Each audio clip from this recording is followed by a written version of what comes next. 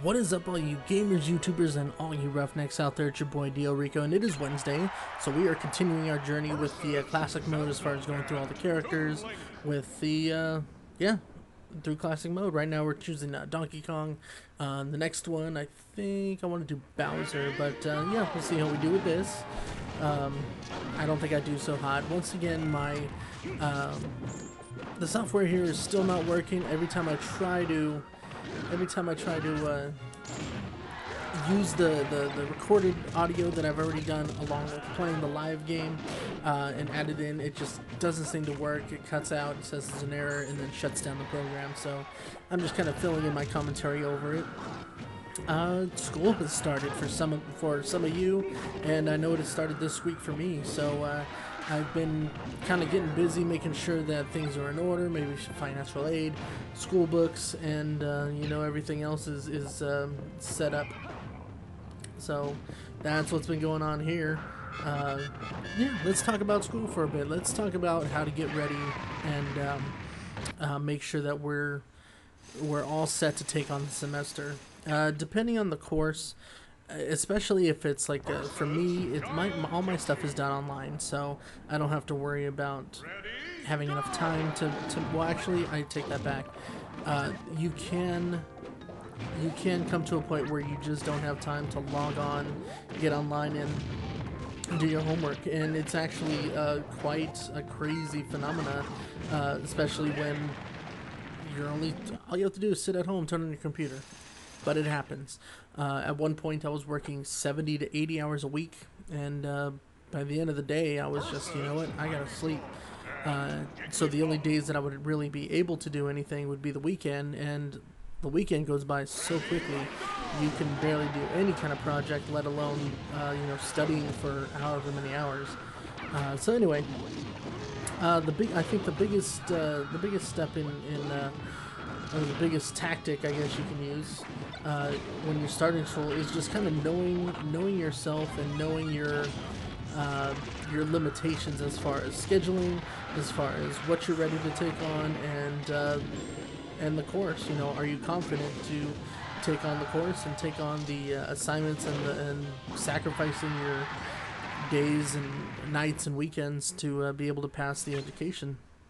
If you feel, usually within the first week, you can get an idea of what the schedule's going to be like, of what your schedule's going to be like, and you know, you can kind of go from there. They do have most schools have a cutoff date, with the exception of those that are only like one day a week, you know, where you're there for like 4 hours at a time. For the ones that are you know, those 1 day a week classes, you have like that first day, and you have the very next week to make that decision. Otherwise, you're stuck with it. You're gonna have to take either a withdrawal fail or just kind of forfeit that tuition that you've already gave up. Whereas the other one, you can actually probably feel out for like a good week and a half, 2 weeks, maybe even 3 weeks, depending on the strength of the course and the amount of time you are needing to put into it. So know yourself, know your limitations. Don't try to, you know, if you feel overwhelmed within the first couple weeks, cut it down, because all it's going to do is it's going to bury you. It really is. It's going to just bury you towards the end, and that's really not a good feeling to have to, you know, come up with. I mean, these teachers have heard it all. They've already, you know, heard, oh, this person's dead, or I have to. And then I'm not saying that, you know, I'm not saying that things don't happen, because they do, but they've already heard, I have a family member that's ill or dead, and I've been in the hospital with them, or I've been, you know, helping my family do this and that to you know, for the situation. They get it. They care enough because they don't want to already pass judgment and be like, you're lying, but they've already been around the block. It's like they've already had students that have faced this kind of predicament, so, and they've already seen them kind of, you know, do what they needed to do in order to pass. So to think that it's gonna transfer on any kind of slack onto you because of the same situation that you've been put in with them it's kind of absurd. But that's maybe that's just me coming from a teaching standpoint. I have been a teacher for a couple years, and that's exactly what I'm in school for, to get my credentials and to become an instructor at the high school level. So. And I'm not saying I won't have sympathy or anything, but it's just, you can tell you can really tell which ones are faking and which ones are genuinely in a state of mourn because of an unfortunate event to their family. So the next part, get your finances in order, and if you can't get your finances in order, maybe you shouldn't, should just put it off for a little bit. That was the biggest thing about going back to school for me, is just the finances. It's always been about that. You have to buy your books, you have to buy a parking pass, you have to buy, obviously the tuition, you have to get a student ID card for some occasions, you have to put time into the lab, make sure maybe you're working, maybe you're not working, if you pay rent, if you your cell phone, your gas for the car. I mean, there's so many different things that go into it. So make sure you have your finances lined up and in a priority to where you're taking care of. What I like to do is I just take care of everything right at the get-go. I pay off the books, I pay off the tuition, I pay off anything that I have right before the semester starts, because I don't want it looming over my head for the next month and a half to 3 months, depending on how long the course is. So that's what I take care of first, and then I'll, if I need to, I'll ask for help. Hey, spot me this, and I'll pay you on the next time, whether for whatever else it might be. So finances, don't get yourself buried with finances. The third thing would be to take a break every once in a while. It is actually statistically proven that studying 8 hours on end will not be as productive as if you were to maybe study 4 hours and then take a break in between, or study 2 hours and take breaks every for just to kind of recuperate, gather your thoughts and whatever else. I am such a big procrastinator. It's hard to tell when my studying begins and my break ends, and that's just how I roll. I have studied maybe, I want to say 3 times. No, I've studied 3 times in my entire educational career, dating back from elementary school to college, and even for jobs. I've had to study manuals and protocols and a bunch of different things in order to get certain jobs. So 3 times. That's as many times as I have studied. And every single time I studied, I actually failed, and I did worse than what I would have done if I had not studied. Without studying, my average test scores are probably about low to mid 80s. Yeah, I would say like an 82 to 84. That's probably a good range as far as where I test and what I do when it comes to my testing. But when I have studied, my average probably drops down to like the 60th percentile, maybe even like mid to high 50s. One test I got like a 33, one test I've gotten 47, another one I've tested maybe like a 62. Every time I've studied, it is so ironic. I study and I try my hardest, and I seem to do the worst. It's really crazy. So yeah, plan out your breaks. Make sure you are taking a break. Don't overload your mind so much that it just kind of can't absorb, and then you end up forgetting the things that you were trying to look for. And that's not what happened to me at all when it came to studying. It was my studying faux pas came to more where it was just, well, I don't even know what happened. It was just, I studied as best as I could. I thought I knew the material, and it just didn't work out. So anyway, let's see, what else? School, parking passes. Oh, the fourth one. Okay, fourth one. Learn to try to not go along with so much of what the class is doing. And I don't mean like make sure I don't mean like make sure you're not on the same academic level or um, something like that. It's more so like you have the class clowns and everybody wants to joke, gossip, and do that kind of thing. Try to detour away from that. And you know what? I understand it's tempting. I understand that it's fun to talk about movies and to kind of relate with somebody and who's going through the same experience as you and whatnot. But you got to remember why you're there. You have to remember what it is that you're paying money for, basically, and it can get tempting again. It can get tempting at times. So make sure you just kind of prioritize the conversation as to why you're there and whatnot. Getting a boyfriend or girlfriend, definitely third on the list when you're in college, or if you're in high school. Make sure have fun with it or whatever, but make sure it's not you know just overtaking everything that's going on within your life, especially in high school. Don't get I feel bad for saying this, but I know a few people that they just kind of, and I was the same way, that they are just taking their relationship to this whole level where it's just like, you know what, you're only 15, 16, 17. You don't need to get that serious. You are going to have so many years ahead of you where it's just, you have no idea how many people you're going to meet and what kind of impact on their life, your life that they're going to have, and how they're going to just change your attitude about this whole thing. So, high schoolers, don't worry about falling in love. Look for happiness. Look for the thing that's going to just kind of keep you lighthearted and doing the things that you should be doing as a teenager, which is being a teenager. Hang out with friends, do your art club or sports or music, theater, do whatever makes you happy. If being with them makes you happy, great. Be careful not to fall too deep into it. I don't want to make this about relationships because I can go on forever. But yeah, priority is school.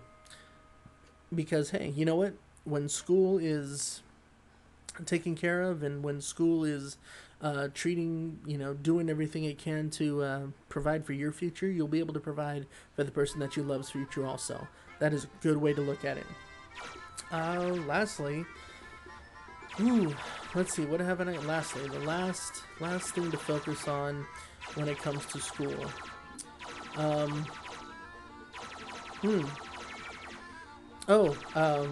Here it is. With, if you don't have a major, just focus on your GED, get that stuff out of the way, and just kind of look to what you're supposed to do in college. Find yourself, find what makes you want to get up and go to school or go to work every day, and then choose from there. And then those of us that have chosen our majors and know what we want to do and where we want to go in a career, just remember to always keep in mind why it is that you've chosen that major, why it is that you've chosen this career, and why it is that you are pursuing that particular lifestyle. Many times, people will...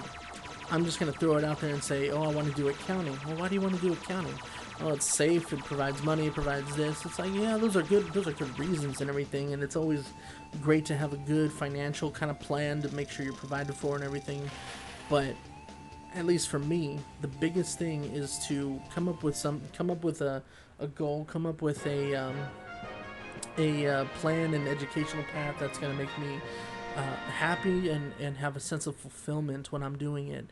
And you know what? I understand that when I go and I take when I take on these high school students, as I plan to teach high school, I know it's going to be a stressful time. I know they're going to test me to my limits. They're going to give me attitude. And I'll just have one of those days. I don't know if I'll be doing commentary, but it'll just be, I am going to have something where it's just going to be like, oh my gosh, I just want to kill every single one of these people, and slap their parents a little bit for being little for being little punks, for raising little punks. So, so that's, you know, I know I'm gonna have that, but the reason why I'm doing it is because I love to teach, I love to inspire, and I love to, you know, see that I'm touching somebody's life through, you know, my words or my education or my teaching styles or whatever, and that's what keeps me motivated to want to keep going with it. So whatever your major is, if it's psychology, if it's music, if it's art, if it's theater, if it's math, if it's science, if it's because it makes you happy, awesome. Keep that in mind every time you feel like you're being drained of it, and you know, whenever there's a reason to quit and not want to pursue it anymore, remember what brought you back to the fray. Remember the roots of why you're doing it. So yeah, that's pretty much all I have for that. The next part, you know what, I'm going to go ahead and finish up the little questionnaire that I was getting answered yesterday. So, starting off with the question, let me see, or the last question I left off is if I could be a certain age, I'd probably be something in high school, just to kind of, I was a lot fit back then, and I was more active, and I don't know, it was just a good time. So, anyway, let's, moving on. If I could choose anyone to pick as my mentor, who would it be? I have 3 people. One of them is Danny Elfman, who I considered is probably one of the greatest composers I've ever heard of. I mean, you got Alan Silvestri, who's amazing. You got, sorry, I'm watching the gameplay. I'm like, oh my god, I can't believe this giant Pikachu is just taking me to town. But Alan Silvestri, he's amazing. James Horner is awesome. But Danny Elfman just has an element in his compositions that just really speak to me, because I'm a percussionist, and Danny Elfman uses a lot of percussion. If you don't know who he is, check out theme songs from Planet of the Apes soundtrack. He did the first Spider-Man with Tobey Maguire. He wrote that music. He wrote The Simpsons, Beetlejuice, Edward Scissorhands. He is just an amazing composer, and I would love to like kind of pick his brains about you know, what do you think about, you know, how would you do this? How would you write kind of this idea out, and just kind of, I would love to like work with him and see how he works and everything. The other one. Another one is Michael Jordan, greatest athlete of all time, best NBA basketball player of all time. I just, his drive, his competitiveness. Oh, excuse me, man, I got a little winded just bringing that up. But yeah, Michael Jordan. And lastly, is my mentor. I know I had another one. If Link could come to life and actually speak, that would be amazing. Legend of Zelda. Let's see. The next question. If I could learn to do anything, what would it be? If I could learn to do anything, you know, I would want to just perfect my craft. You know, I've been playing percussion and drums for about 20 years now, and I know I don't know everything. There's no way I could possibly know everything, so I would definitely do that. Just kind of perfect my craft, learn a little bit more about you know, hand drumming, Latin percussion, maybe pick up some of my favorite kind of drumming, which is marching percussion, and do a drumline, competitive drumline, or performing drumline somewhere. But yeah, that's what I would do. If I had to work on only one project for the next year, what would it be? Ooh, it'd be a lot of self-improvement. Aside from like education and learning and studying and everything, I would probably work out. I would try to find, I lack motivation when it comes to working out, because it's like, man, I gotta go walking, but like Netflix has this, and it's like Netflix I can watch anytime. But you know, I really lack that kind of motivation. I don't really care to be outdoors. So let's see. If I was immortal for a day, what would I do? You know, I don't even think I would want to test it, because that just, when it comes to testing your immortality, there's a lot of pain involved. It doesn't say I'd be invincible and I wouldn't feel anything. It just says I'd be immortal. So I wouldn't want to like jump off a building. I wouldn't want to shoot myself because that would just hurt. That just seems ridiculous. So Immortal for a day, I have no idea. I wouldn't die, so I would probably just do the same thing here, just like make videos and stuff, and just tell people about it. It's like, hey, I'm immortal. You want to try stabbing me? It's not going to work. But again, I don't like it. So, if I could change my first name, what would I change it to? I want to change my first name. I like my first name. Those of you that know my first name, it's a strong first name, and I like it. I dig it. So that's me. Let's see. If I can meet anyone, living or dead, who would you meet? Easily, I just said it. Danny Elfman, Michael Jordan. Yeah, that would be awesome. That would be the best day ever. If I won the lottery, what is the first thing I would do? I would take care of debts first. I would pay out, and it's not even all that much, maybe like a few thousand because of schooling and everything. So a few thousand in debts. I would buy a new car, just right off the lot, just be like, here, take this 50,000 or however much. I don't even know what kind of car I would buy, but I would just have the money ready in hand in a suitcase or something. Just be like, here, there you go. There's your tax fees and everything. I want to buy this. And then I would just kind of live like the same kind of life that I'm living now, you know, have my apartment, don't really care to buy a house, and the reason why is because having an apartment, you already have to do so much maintenance work, when it comes to cleaning, when it comes to fixing things, if you have to fix things, and having a house would just mean that there's a lot more to do. You have to take care of the lawn, you have to you know, there's piping, and if you have a pool, you have to maintain the pool. So I would just kind of live the same life that I live, and I would take a portion of that, I would put it into my savings to where the interest that I make off of those savings, I could just live off of. So I'd have like $10,000 a month all year round, and all I'm doing is pretty much just living on the interest of that, of whatever's in my savings account. So that's how I would do it. If I was reincarnated as an animal, drink ice cream flavor, what would it be? As an animal, it would be raccoon. As a drink, I'd be some kind of, I know I'd be sweet. I would be some kind of a sweet alcoholic drink, because I'm feisty. I don't know. As far as, let's see, ice cream flavor. What ice cream flavor would I be? I want to say something like drumstick ice cream, or even like a strawberry cheesecake ice cream. I'm very rich, and I'm very, sweet. I don't know. That's a weird one. A little bit of personal questions about me. What celebrity do I get mistaken for? You know what? That is an interesting one. I was actually told that I have a likeness like Taylor Lautner. I have no idea where they got that, where that came from, but that's what they said. And I don't know. Taylor Lautner, though. That's what I got. Let's see. When you have 30 minutes of free time, how do I pass the time? I'm doing it. This is my free time. I make videos, I play video games, and yeah, have a good time. What would the name of my autobiography of my life?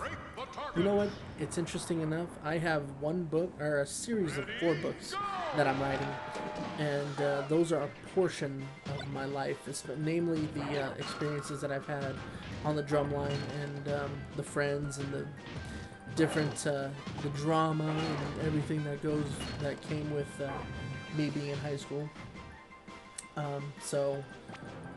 Those ones that I've been working on, I have those 4, and then but yeah, as far as like the rest of my life, what would it be called? Actually, it's called, I actually started working on this too. Interesting. It's called My Life According to Monkey. Monkey serves a couple of reasons, because Monkey used to be my nickname for many years, and that's what my grandpa used to call me. and also because it refers to monkey refers to the monkey on my shoulders kind of thing. So there are a lot of questions that I have about my own life that I go through my life as far as like when I was a kid, show my journey there, but there was always like these questions about like why did this happen when I was this age kind of thing, and it's been a monkey on my shoulders. It's been not a burden, but it's just there. So that's what it's called. The monkeys on my shoulder, or my life according to Monkey. What songs are included to the soundtrack of my life? That would be number 1, Legend of Zelda. Anything from the 25th anniversary CD would be awesome. Foo Fighters, Hero. That is actually that is probably my theme right there. And there's one other one. Oh, I can't even think of it right now. I'm drawing a blank. That sucks. Hero. And see, now I got Foo Fighters stuck in my head, so I can't even think of what that other song would be. But anything from Legend of Zelda, Foo Fighters, Hero, yeah, those would be good. How many siblings do I have? Okay, I am the oldest of 7. I have 4 sisters and 2 brothers. One is a full biological sister, and then I have 3 half-sisters, 2 half brothers. I don't treat them any differently than I would my biological sister, so that's, yeah, my family is my family, and that's all it is. So, love them all to death. Let's see, have you ever had something happen to you that was bad, but it turned out for the best? Something that was bad that turned out for the best. Something that was bad turned out for the best. Nope. Everything that was bad stayed bad. That's pretty much the, like, you know, people could be like, well, you know, thank goodness that she broke up with you and blah blah blah. You know, you learned something. There's been quite a few relationships where it's like I have no idea why, you know, things happen that way, but didn't work out for the best. It just kind of left me in a lot of confusion. What was one of the best parties that I have been to? The best party was actually one that I threw myself. My parents went out of town, and I had no idea that they were even going out of town. I just, for a day and a half, I was kind of worried about them because they hadn't come home. And so I called them on their cell phone, and they were like, oh, hey, yeah, we're in Monterey. We'll see you on Sunday. I was like, oh, well, all right then. Made up a bunch of flyers, took them to work, invited everybody over, and just had a blast. I had about 40 people there, and a bunch of alcohol, a bunch of girls. That's always the key thing, alcohol and girls. And yeah, it was crazy. It was an amazing time. People keep asking me about it, like, when is your next one? And this was probably 7 years ago. And people are still asking, hey, you can have another party, you know, let me know. And it's like, sure, yeah, definitely. Let's see, what was the last movie, TV show, book that made you cry or tear up? The last movie that made me tear up,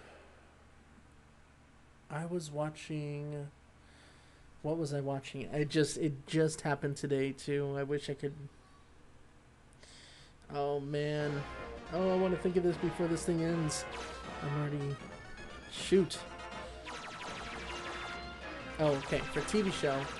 And it was on YouTube, but it's on TV. It was actually a scene from Korea's Got Talent. And if you haven't seen this, I suggest you do it. The guy's name was Chung Song-dong. He was a 22-year-old that just kind of the first time he'd ever, you know, this is his audition kind of thing.